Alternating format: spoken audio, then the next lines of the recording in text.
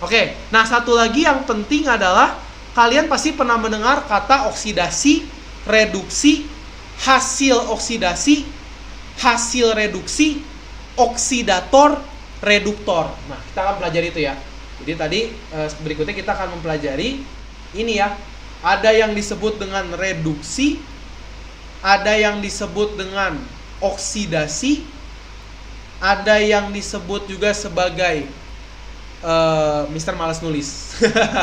Jadi Mister copas saja. Ada yang disebut juga sebagai reduktor, ada yang disebut sebagai oksidator, ada yang disebut sebagai hasil reduksi, ada juga yang disebut sebagai hasil oksidasi. Nah, jadi sekarang misalnya Mister punya reaksi. Mister punya reaksi redoks. Artinya kalau kita ngomongin reaksi redoks, misalnya ada Mg plus HCl, ini akan menghasilkan senyawa MgCl2 plus H2. Nah, ini disebut sebagai reaksi redoks. Perhatiin baik-baik ya, ini mulai penting juga nih, materi penting ya. Nah, dalam reaksi redoks ini, kita harus bisa menentukan, namanya juga reaksinya redoks.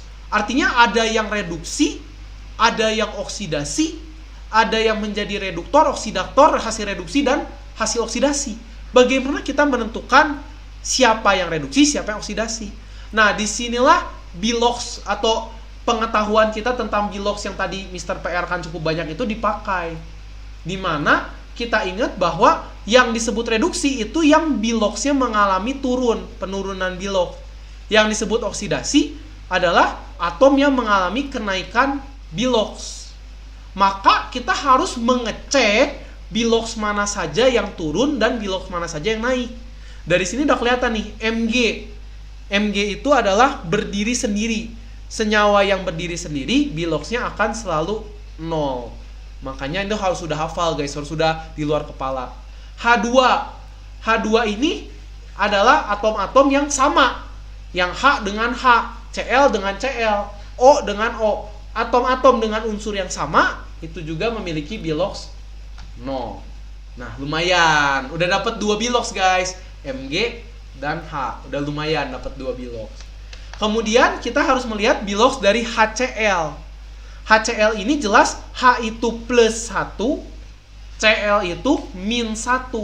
Karena ya kalau dengan cara cepat, H itu golongan 1 plus 1, Cl itu golongan 7 min 1. Atau kalian mau pakai metode penjabaran silahkan gitu ya.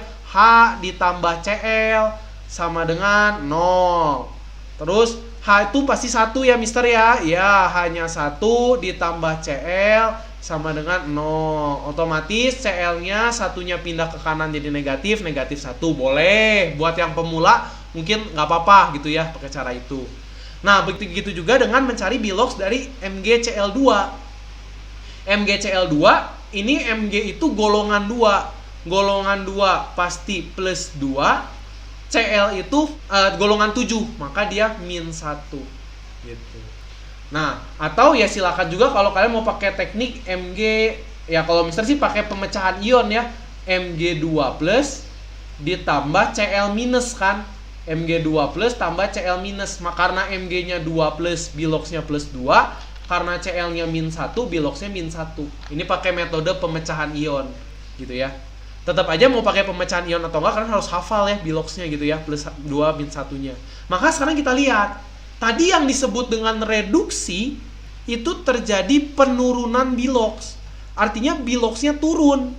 Kita lihat, yang mana yang turun? Lihat, Mg 0 menjadi 2. Artinya kalau 0 jadi 2 bukan turun ya, naik dia ya. Artinya kalau Biloxnya naik, namanya adalah oksidasi. Artinya proses dari Mg menjadi Mg yang di sebelah di Cl2, MgCl2 itu terjadi oksidasi. Sedangkan reduksinya yang mana ya? Yang turun ya ini, H-nya. H yang awalnya positif 1 berubah menjadi 0. Artinya terjadi penurunan 1, negatif 1. Maka karena Biloxnya turun, ini kita sebut sebagai reduksi. Nah, ini sering pernah lihat ya, mungkin yang udah belajar kimia tahu ya. Jadi begitu caranya. Jadi untuk bisa menentukan reduksi dan oksidasi, itu dilihat dari perubahan Biloxnya. Paling mudah tuh dari situ. Ya bisa sih dilihat dari misalnya elektronnya melepas menangkap, tapi sebenarnya paling mudah dilihat dari Biloxnya. 0, 2 naik oksidasi, 1, 0 turun 1 reduksi. Nah kemudian ini baru menentukan oksidasi dan reduksi. Kita belum menentukan apa itu reduktor, oksidator, hasil reduksi dan hasil oksidasi. Oke, pengertiannya secara simple aja, misalnya nggak mau jelasin terlalu panjang juga nanti kalian pusing. Hasil, kita mulai dari hasil dulu paling gampang.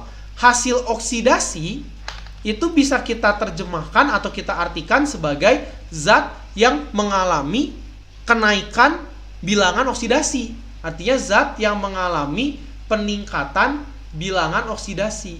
Atau dalam bahasa elektron, si zat tersebut melepaskan elektron. Lepas elektronnya. Nah, artinya kalau pada soal yang di atas, mana zat yang mengalami kenaikan oksidasi? Zat yang mengalami kenaikan oksidasi itu adalah si Mg dalam MgCl2. Karena dia naik dari 0 jadi plus 2. Maka yang disebut sebagai hasil oksidasi itu adalah MgCl2-nya.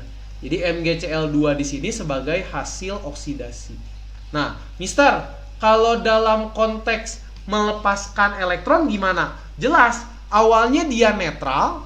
Awalnya dia netral kan? Kemudian sekarang di MgCl2 dia menjadi Mg2+. Artinya yang awalnya netral melepaskan 2 elektron. Nah, itu juga kan sebenarnya jadi secara lepas elektron. Ya, secara kenaikan bilangan oksidasi lebih gampang lagi kelihatan dia bilangan oksidasinya naik. Nah, begitu juga dengan yang disebut sebagai hasil reduksi. Apa itu hasil reduksi? Hasil reduksi artinya adalah zat yang mengalami penurunan bilangan oksidasi, atau dalam bahasanya dia menangkap elektron. Nah, jelas dalam konteks soal yang Mister ini, yang mengalami penurunan itu adalah dari plus 1 jadi 0. Di sini dia turun. Maka si H2 itu kita sebut sebagai hasil reduksinya. Gitu ya. Nah, Mister, kalau dalam konteks penangkapan elektron emang kenapa, Mister? Kan awalnya di si HCl itu kan hanya H+. H+ itu kan dia awalnya kekurangan 1 elektron. Awalnya kurang 1 elektron, sekarang menjadi netral. Artinya kan dengan kata lain dia dari kurang 1 elektron, dia menangkap 1 elektron. Menjadi sekarang atomnya bermuatan netral, H2. Makanya itu disebut sebagai menangkap elektron. Tapi kalian nggak perlu pusing lah. Intinya kalau oksidasi, sebelah kanannya tuh hasil oksidasi. Kalau reduksi, sebelah kanannya tuh hasil reduksi. Gitu aja sih kalau Mister cara gampangnya. Nggak perlu pusing, lepas elektron, nangkap elektron. Ya pokoknya ini gitu aja. Kemudian ada 2 istilah lagi, reduktor dan oksidator. Nah ini harus hati-hati nih ya. Mister kasih tahu dulu. Kalau dia oksidasi, sebelah kanannya hasil oksidasi, sebelah kirinya bukan oksidator, tapi dia reduktor. Ini emang kayak gini ya, kebalikannya.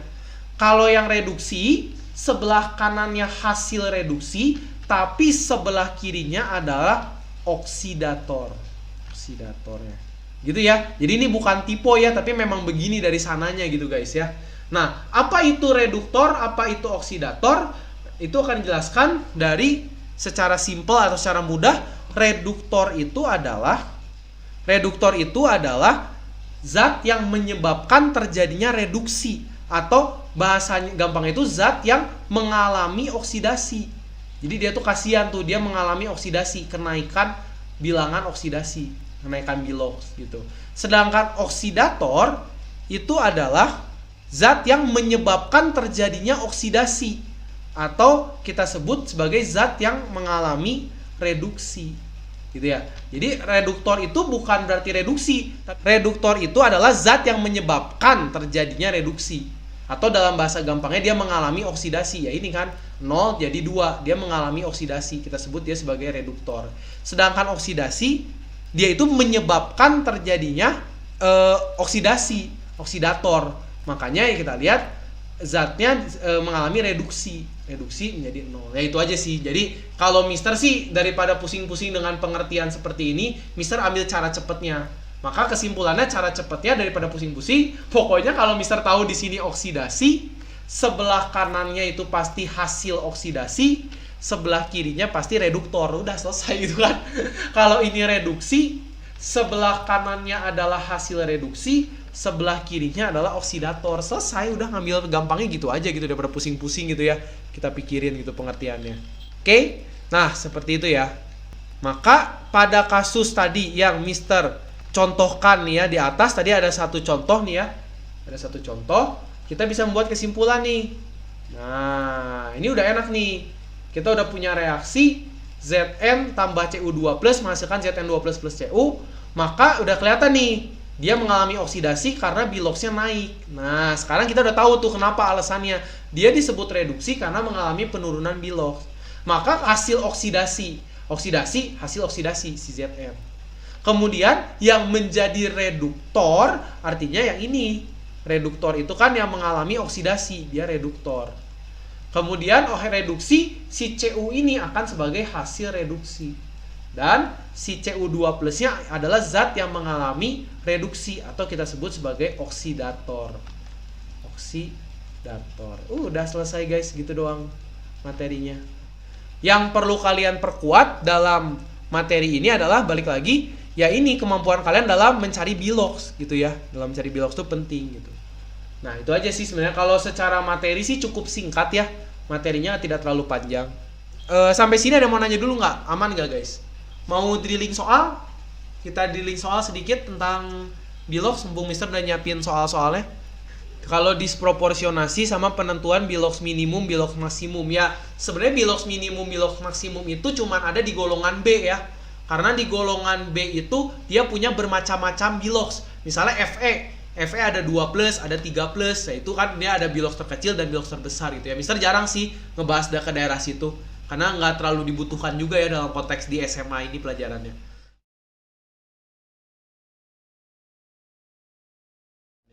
Kalau disproporsionasi itu tuh istilah aja. Nih, disproporsionasi ya. Ada yang nanya disproporsionasi, bener juga. Mister baru ingat, ada istilah namanya disproporsionasi sama konsproporsionasi gitu ya. Ada pertanyaan bagus ya, Mister jadi ingat tentang disproporsionasi. Nah, Mister malas nulis. Jadinya Mister langsung ini aja ya, langsung nunjukin dari PPT Mister aja. Reaksi yang disebut dengan autoredox. Autoredox atau yang disebut dengan reaksi disproporsionasi adalah suatu zat dia tuh bisa mengalami oksidasi dan reduksi secara bersamaan. Udah itu aja.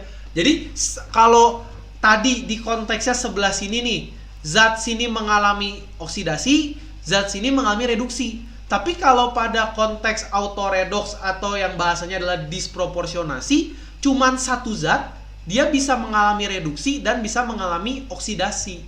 Misalnya contohnya adalah kita lihat aja langsung yang bawah nih.